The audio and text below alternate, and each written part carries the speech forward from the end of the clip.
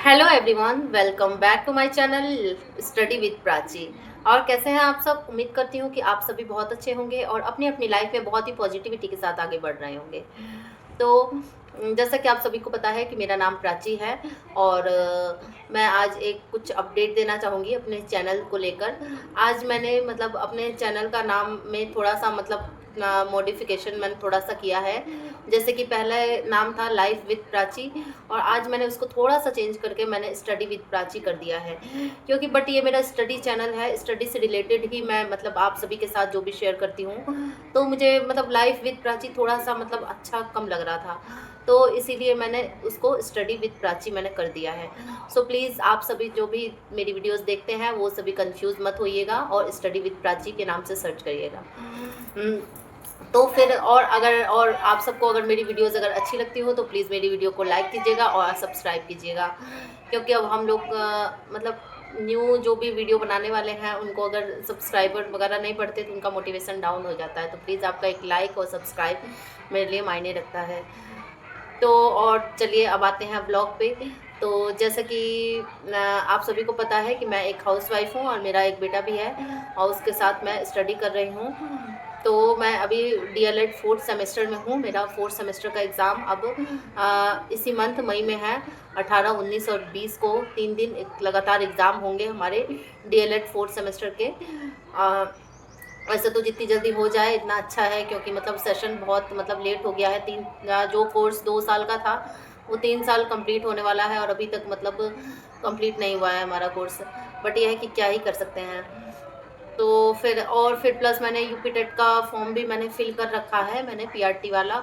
लेकिन UP TET के लिए तो अभी, जबकि पता है आप सबको, मैंने यूपी टेट के लिए तो मैंने बैच भी परचेस कर लिया था सचिन अकेडमी से। बट ये है कि मैं अभी नहीं पढ़ पा रही हूँ यूपी टेट के लिए, क्योंकि मतलब कहते हैं ना, अगर मैं दो तरफ दिमाग दौड़ाऊँगी कि मतलब इधर डीएलएड का भी पढ़ूँगी और इधर यूपी टेट का भी, तो मतलब प्रॉब्लम्स हो सकती है। तो इसीलिए मैं सोच रही थी कि जैसे मेरे ये फाइनल सेमेस्टर वाले एग्ज़ाम हो जाते, उसके बाद मैं अच्छे से यूपी टेट पे मतलब बहुत अच्छे से फोकस करती।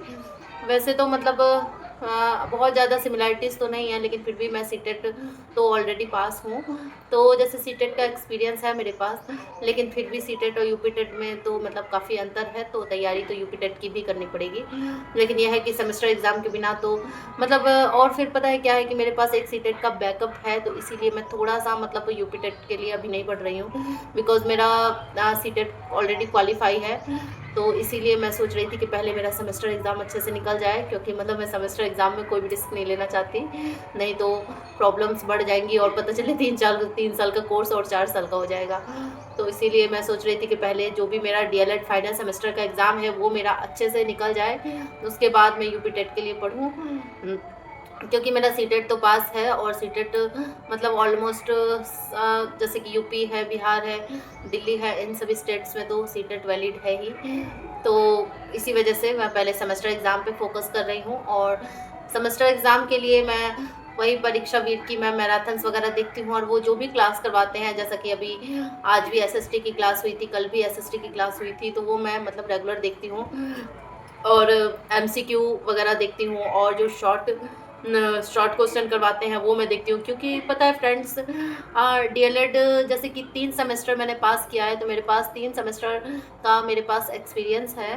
तो जैसे कि मतलब मैंने ये एक्सपीरियंस किया है कि मतलब इसमें कुछ लॉन्ग ज़्यादा पढ़ने की ज़रूरत नहीं है। जैसे कि आप एमसीक्यू पढ़ लो और जो वेरी शॉर्ट वाले क्वेश्चन आते हैं वो आप पढ़ लो, तो जो लॉन्ग वाले हैं ना वो अपने आप ही आप कर लेंगे। तो अगर आप सभी के पास अगर कोई भी सीरीज़ होगी, जैसे कि मतलब राजन सीरीज़ या पवन सीरीज़, जो डीएलएड की जो पतली पतली सीरीज़ आती हैं वो तो होंगी वैसे आप सभी के पास। तो जैसे कि मतलब अगर जैसे कि एमसीक्यू पढ़ लेते हैं अच्छे से और वेरी शॉर्ट वाले अगर अच्छे से पढ़ लेते हैं, तो लॉन्ग वाले पढ़ने की मतलब कोई ज़रूरत नहीं है। थोड़ा बहुत मतलब जैसे हेडिंग हेडिंग देख लेंगे या फिर जैसे ऊपर ऊपर से अगर पढ़ लेंगे ना तो हो जाएगा और बहुत अच्छे मार्क्स मतलब आ जाएंगे। क्योंकि मतलब जो 50 नंबर वाले जो भी हैं हम लोग के, आप जैसा कि आप सभी को पता है हम लोग के डीएलएड में 8 सब्जेक्ट होते हैं, तो जो जैसे 50 नंबर वाले पेपर होते हैं उनमें 15 एमसीक्यू आते हैं और 15 एमसीक्यू मायने रखता है। और जो 25 नंबर वाले हैं उसमें 5 एमसीक्यू आते हैं और फिर मतलब पता है क्या है कि जैसे अगर हमारे एमसीक्यू अगर सही हो जाते हैं और वेरी शॉर्ट वाले अगर सही रहते हैं ना, तो एग्जामिनर लॉन्ग क्वेश्चन पे बहुत ज़्यादा फोकस नहीं करता है। और अगर चाहे हम लॉन्ग क्वेश्चन चाहे हम कितना भी अच्छा मतलब लिखें, और अगर हमारे एमसीक्यू गलत हैं और वेरी शॉर्ट वाले एक एक नंबर वाले अगर गलत है, तो फिर मतलब एग्जामिनर नंबर नहीं देता। क्योंकि मतलब जैसे कि सभी टीचर बनेंगे तो सबकी एक तरह से मानसिकता ये होती है कि भाई जैसे कि अगर बच्चे ने एमसीक्यू ही सही नहीं किया, स्टार्टिंग में ही बच्चे ने अगर गलती कर दी, तो मतलब आगे क्या ही ठीक होगा। तो इस वजह से तो इसीलिए हम लोगों को मतलब ध्यान में रखना है कि मतलब जैसे कि जो एमसीक्यू और वेरी शॉर्ट है वो किसी भी हालत में हमारे गलत ना हो, और उसको हम लोग अच्छे से करें। फिर लॉन्ग तो हम लोग कर ही ले जाएंगे अच्छे से। लॉन्ग में तो मतलब ये ना ऑप्शन ये होता है कि मतलब चलिए हम लोग उससे रिलेटेड अगर कुछ पता है तो हम बना के भी हम लोग कर जाते हैं। लेकिन जो एमसीक्यू है और वेरी शॉर्ट वाले हैं उसमें यह है कि हमें एग्जैक्ट जो आंसर है हमें वही लिखना है। जैसे कि पूछेंगे भारत का प्राइम मिनिस्टर कौन है, तो हमें अगर नरेंद्र मोदी पता होगा तभी हम लिख सकते हैं। अदरवाइज ऐसा तो है नहीं कि हम कुछ और लिख देंगे तो हमें नंबर मिल जाएगा। तो हमें मतलब बिल्कुल एग्जैक्ट वही आंसर देना होता है, और एग्जैक्ट हमने वही आंसर दिया और सीधा हमें एक नंबर मिल जाते हैं। तो इसीलिए जो भी डीएलएड के जो भी साथी हैं हमारे, मतलब उन सभी को मैं कहना चाहूँगी कि मतलब वो सभी अपना मतलब पहले एमसीक्यू और जो वेरी शॉर्ट वाले हैं उसको मजबूत करके चलें, और लॉन्ग क्वेश्चन फिर हो जाएंगे।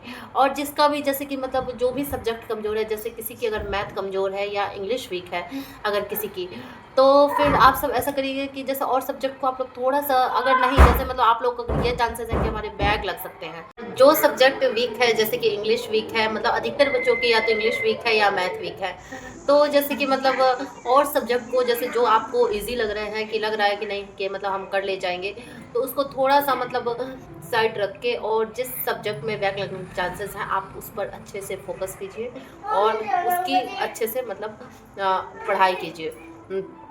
उसके आप लोग अगर मैथ वीक है तो मैथ में मतलब प्रैक्टिस कीजिए वीडियोस वगैरह देख के, और अगर इंग्लिश कमज़ोर है तो इंग्लिश मतलब अच्छे से सीरीज से एमसीक्यू और वेरी शॉर्ट को मतलब याद कर लीजिए, और मतलब थोड़ी कोशिश कीजिए, मतलब ज़्यादा टाइम उस सब्जेक्ट को देने की कोशिश कीजिए।